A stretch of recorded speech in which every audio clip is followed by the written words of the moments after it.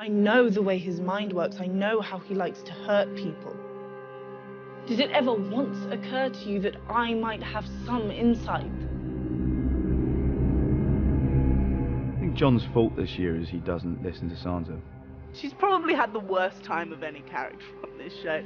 And the fact that she'd been Ramsay's prisoner for God knows how long, and yet they won't listen to her, maybe because she's just seen as that young, little, incompetent sister that he'd always had, but she knows how the game works now.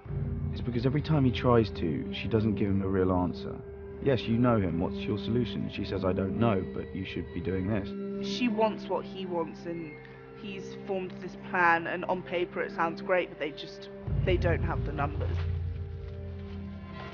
I always wanted to do a scene with Jon Snow, because in so many ways they're so similar, but the antithesis of each other.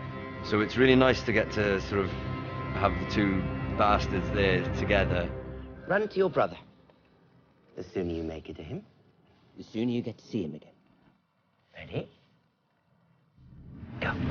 Ramsay's weapon all the way through is antagonizing people, drawing them into a trap.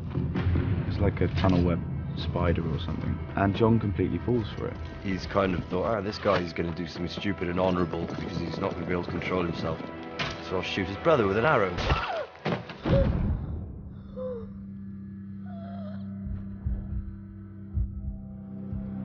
But he's waited until the perfect opportunity so that Jon Snow is within archer's range, which will then make his army run forward and then bring them all into this perfect position where they can just all be slaughtered.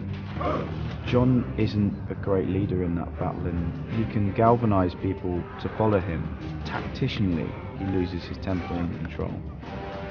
I like the way that he's left as a sort of Napoleon-esque figure on the mountain with his generals, watching it all unfold.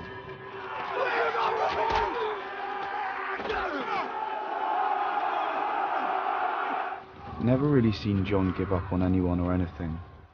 And that was the difference in this battle. And the difference for me after coming back to life was, what if he just stops? What if the fatigue gets to him?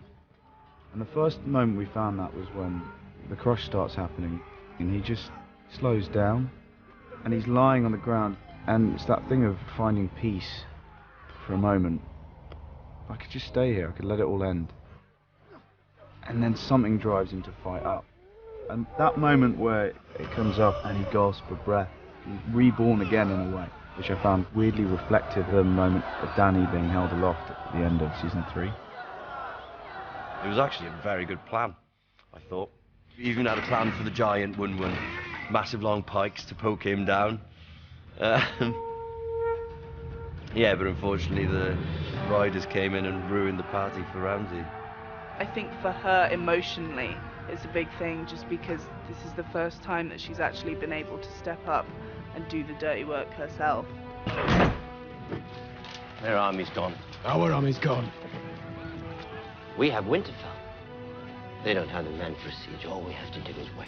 It's a funny thing, and it's something that we discussed a lot, of how Ramsay feels and does he think he's lost. He kind of knows he's buggered, but he's in Winterfell, so he's okay.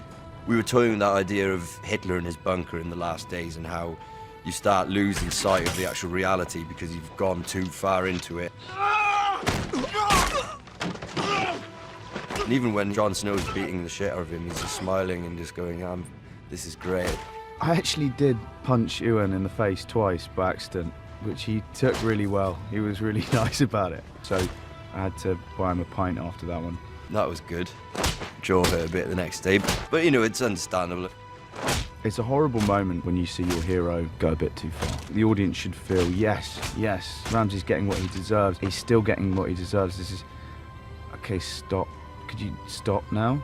You go from hating the person that's being punched, and then something should slightly turn into, oh, this is my hero becoming a monster. Our time together is about to come to an end. It's amazing.